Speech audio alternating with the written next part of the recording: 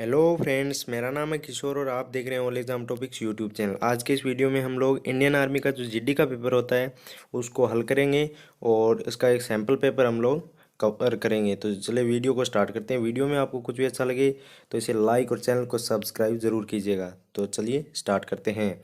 पहला जो क्वेश्चन है वो है विश्व स्वास्थ्य दिवस कब मनाया जाता है। तो विश्व स्वास्थ्य दिवस, इनमें से हमें चार ऑप्शंस दिए गए हैं। तो इसमें जो सही आंसर है वो हमें बताना है। 7 अप्रैल है या 7 मई है या 1 अप्रैल है या 1 मई है। तो इसका जो सही आंसर है वो है 7 अप्रैल। ठीक है।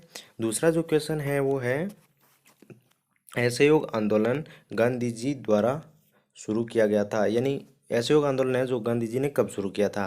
तो ये किया था 1920 में। ठीक है, 1920 में महात्मा गांधी ने असहयोग आंदोलन शुरू किया था। 3 नंबर जो क्वेश्चन है वो है कयक इनमें से किससे संबंधित है। जो कयक जो है वो किससे संबंधित है। तो कयक है नाव से संबंधित। ठीक है, बी है इसका आंसर, नाव से संबंधित।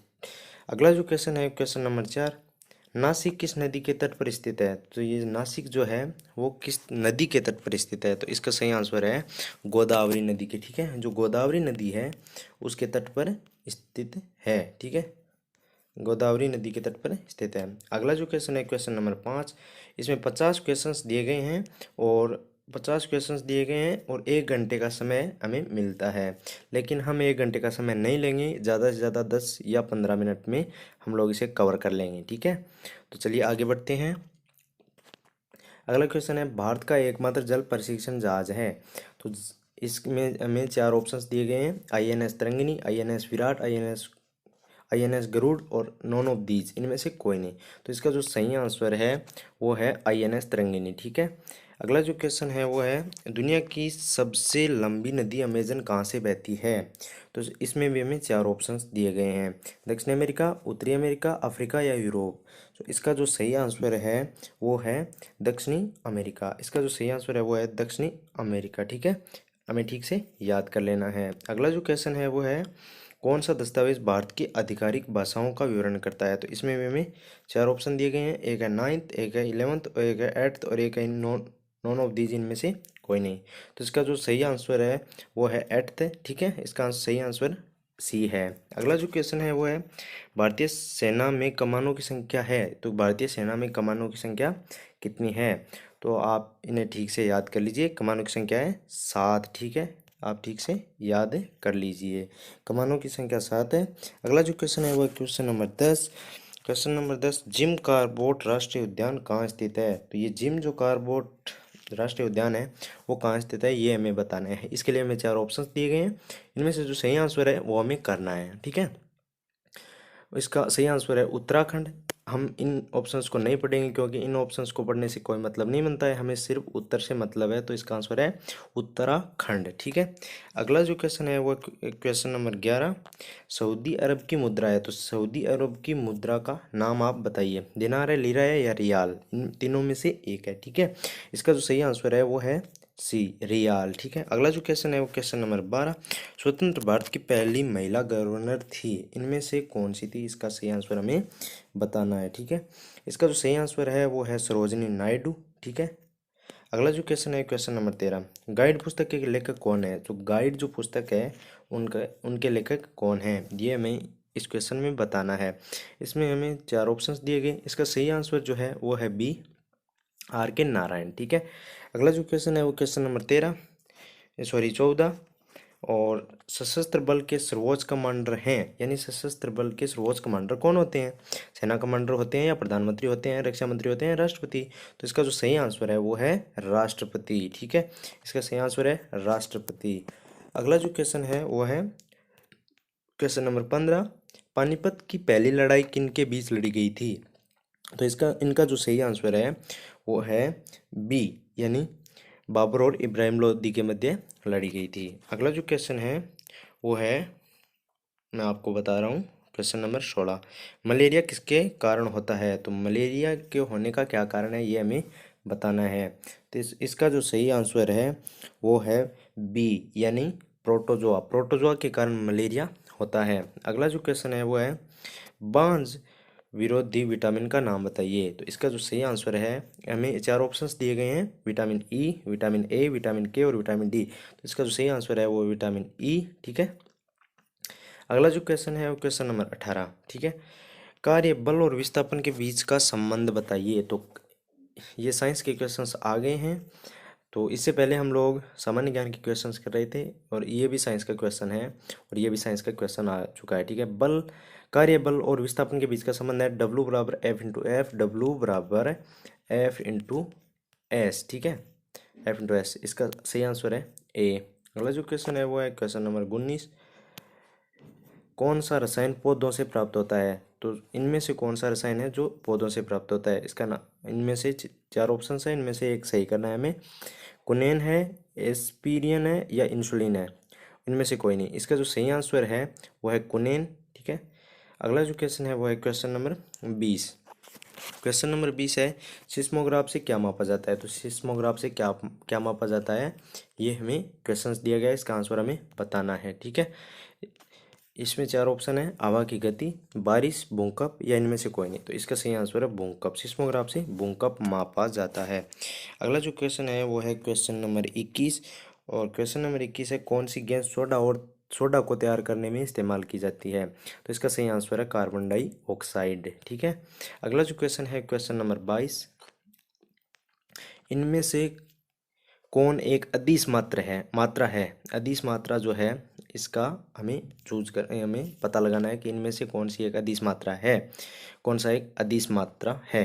तो इसका सही आंसर जो है वो है ए, यानी गति। इसका सही आंसर है ए, गति, ठीक है। अगला जो क्वेश्चन है वो क्वेश्चन नंबर 23, हीमोग्लोबिन का मुख्य घटक है। तो हीमोग्लोबिन का जो मुख्य घटक है वो है लोहा, ठीक है। इसका आंसर है बी। हम लोग बाकी के ये नहीं पढ़ रहे हैं, इसमें कुछ में पढ़ रहे हैं और कुछ में नहीं पढ़ रहे हैं, कोई बात नहीं। तो इसका आंसर लोहा है। एक जीव की संरचनात्मक और कार्यात्मक इकाई को क्या कहा जाता है। तो इसमें ये भी साइंस के क्वेश्चन चल रहे हैं अभी। तो इनमें है, इसका जो आंसर है वो हमें बताना है। ये चार ऑप्शन हमें दिए गए हैं, उत्तक, कोशिका, अंग, या अंग प्रणाली। जो इसका सही आंसर है वो है कोशिका। ये हम सभी जानते हैं, काफ़ी आसान क्वेश्चन है, ठीक है। अगला जो क्वेश्चन है, मानव शरीर में रक्त किस में शुद्ध होता है। तो इसका आंसर है किडनी, यानी गुर्दा। अगला जो क्वेश्चन है वो है, किन गैसों की उपस्थिति के कारण अम्ल वर्षा होती है। ये हमें बताना, ये काफ़ी इंपॉर्टेंट क्वेश्चन है। अम्ल वर्षा के होने के कौन कौन सी गैसों के कारण होती है अम्ल वर्षा, ये हमें इसमें बताना है। तो इसका जो सही आंसर है वो है NO2 SO2, ठीक है। अगला जो क्वेश्चन है वो क्वेश्चन नंबर 27। क्वेश्चन नंबर 27 है, विद्युत प्रवाह किससे मापा जाता है। तो विद्युत की जो प्रवाह है वो किससे मापी जाती है, ये हमें बताना है। इस क्वेश्चन में हमारे पास चार ऑप्शंस हैं, वोल्टमीटर, एमीटर और एनोमोमीटर, और एक है इनमें से कोई नहीं। तो इसका सही आंसर है एमीटर। इसका सही आंसर है बी, ठीक है।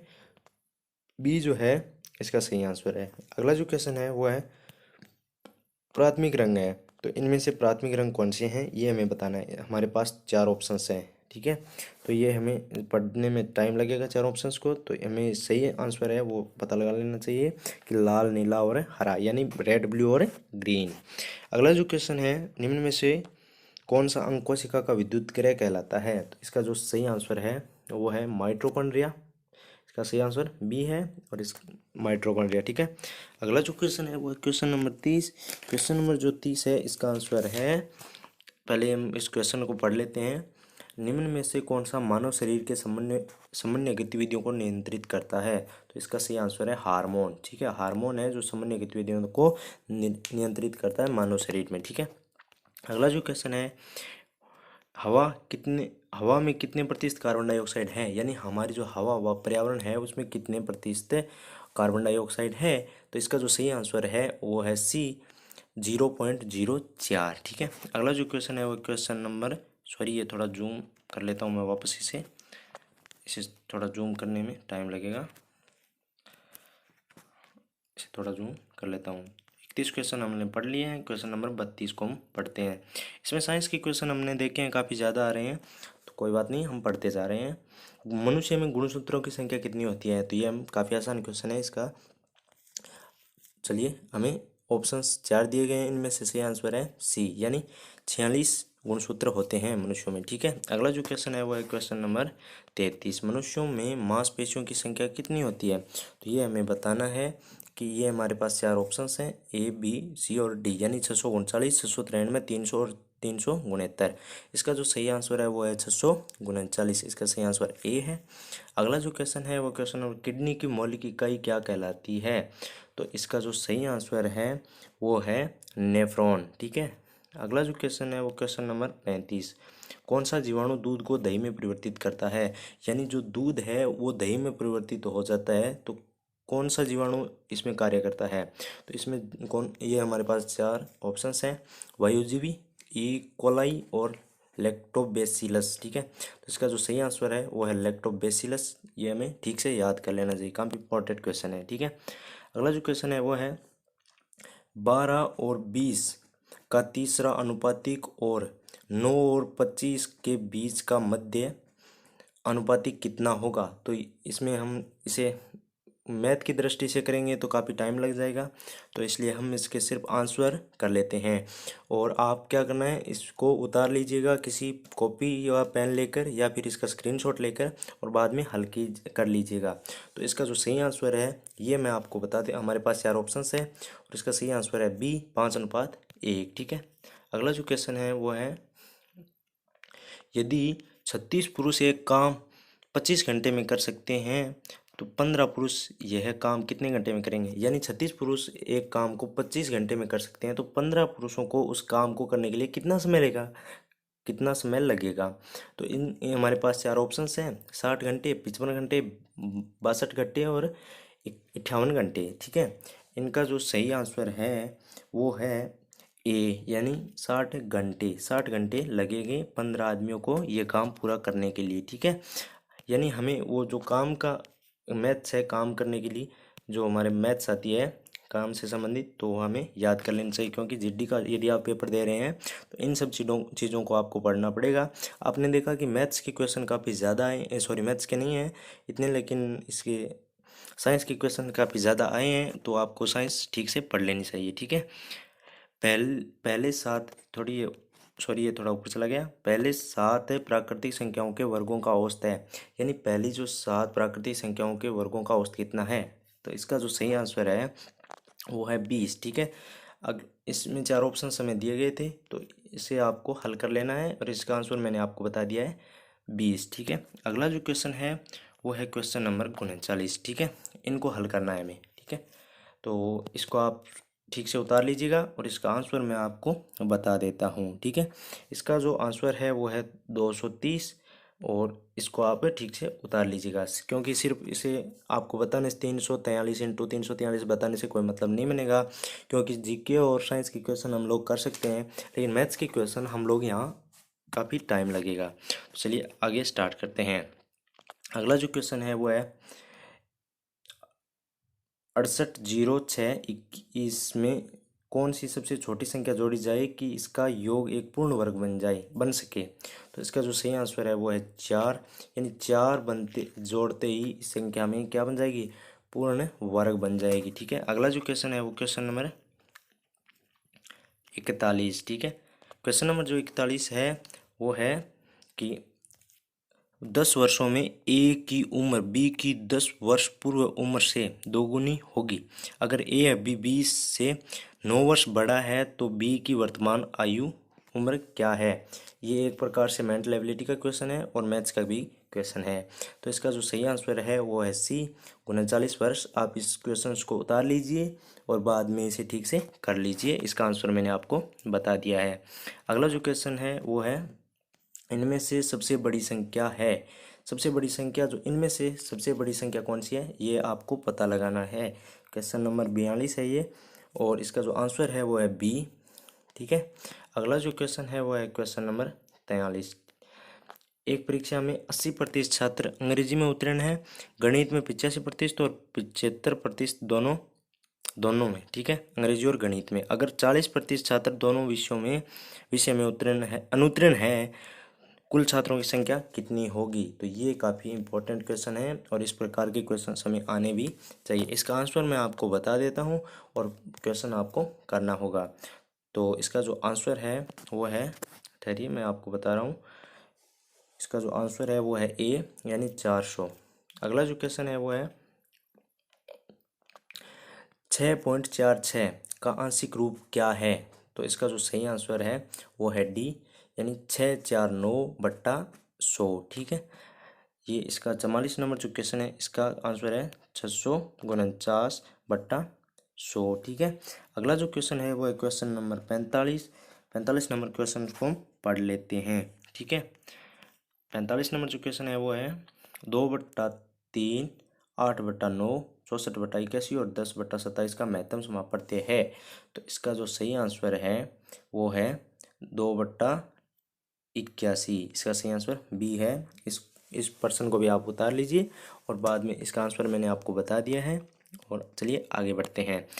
एक कार 108 किलोमीटर घंटे की गति से चल रही है, तो 15 सेकंड में वह कितनी दूरी तय कर लेगी। यानी एक कार जो है 108 किलोमीटर घंटे की गति से चल रही है, तो 15 सेकंड में वह कितनी दूरी तय कर तय कर तय करेगी या तय कर पाएगी। तो इसका जो सही आंसर है क्वेश्चन नंबर 46 का, वो मैं आपको बता देता हूँ। क्वेश्चन आपको ही करना पड़ेगा या आपको कहीं देखना पड़ेगा, मैं आपको यहाँ नहीं बता सकता। ठीक है, क्वेश्चन नंबर जो 46 है इसका सही आंसर है 450। ठीक है, तो इस क्वेश्चन की हम बात करते हैं। क्वेश्चन नंबर 47 जो है वो है किसी राशि पर प्रति वर्ष 8% ब्याज की दर 6 साल के बाद उस राशि का आधा है, वह राशि क्या है। तो इसका हमें सही आंसर बताना है। हमारे पास 4 ऑप्शंस दिए गए हैं। तो इसका जो सही आंसर है वो है अपर्याप्त जानकारी, यानी हमारे पास इस क्वेश्चन में इसके आंसर में नहीं दी गई है, इस ऑप्शंस में नहीं है इसका जो आंसर है वो। अगला जो क्वेश्चन है वो क्वेश्चन नंबर 48। क्वेश्चन नंबर 48 है, अगर एक वृत्त की त्रिज्या में 75% की वृद्धि हुई है तो इसकी परिधि में कितनी वृद्धि होगी। तो हमारे पास 4 ऑप्शंस दिए गए हैं और हमें इनमें से एक सही क्वेश्चन चूज करना है। तो क्वेश्चन नंबर 48 है, उसका जो सही आंसर है वो है सी, यानी 75%। अगर एक वृत्त की त्रिज्या में 75% की वृद्धि हुई है तो इसकी परिधि में कितनी वृद्धि होगी, 75% की वृद्धि होगी। ठीक है, अगला जो क्वेश्चन है वो है क्वेश्चन नंबर 49, उसको हम पढ़ लेते हैं। ठीक है, क्वेश्चन नंबर जो 49 है वो है अगर साइन थीटा बट्टा कोस थीटा बराबर 1 हो तो थीटा बराबर क्या होगा। तो इसका हमारे पास 4 ऑप्शंस दिए गए हैं। इसका मतलब एक के जो ट्रिग्नोमेट्री है वो भी हमें पढ़ लेनी चाहिए यदि हम जो इंडियन आर्मी जीडी का पेपर दे रहे हैं। तो इसका जो सही आंसर है ये हमें पता लगाना है। इनमें से हमारे पास 4 ऑप्शन है 60, 30, सी 45, डी 90। तो इसका जो सही आंसर है वो है सी। इसका सही आंसर है सी, यानी 45। अगला जो क्वेश्चन है क्वेश्चन नंबर 50। एक गोलार्ध का घुमावदार सतह क्षेत्र है, तो एक गोलार्ध है उसका घुमावदार सतह क्षेत्र इनमें से कौन सा है। तो इसका इसके जो पहला ऑप्शन है वो है ए, दूसरा बी, सी, डी। यानी ए ऑप्शन है वो 3 πr², 2 πr², 4 πr² या πr²। तो इसका हमें सही आंसर देना है। इसका सही आंसर है बी, टू 2 πr²। ठीक है, तो चलिए मिलते हैं अगले वीडियो में। कैसा लगा ये वीडियो। यदि आपको ये वीडियो थोड़ा भी पसंद आया है तो इसे लाइक और चैनल को सब्सक्राइब जरूर कर लीजिए। आपके लिए ऐसे वीडियोज़ मिल रहा था।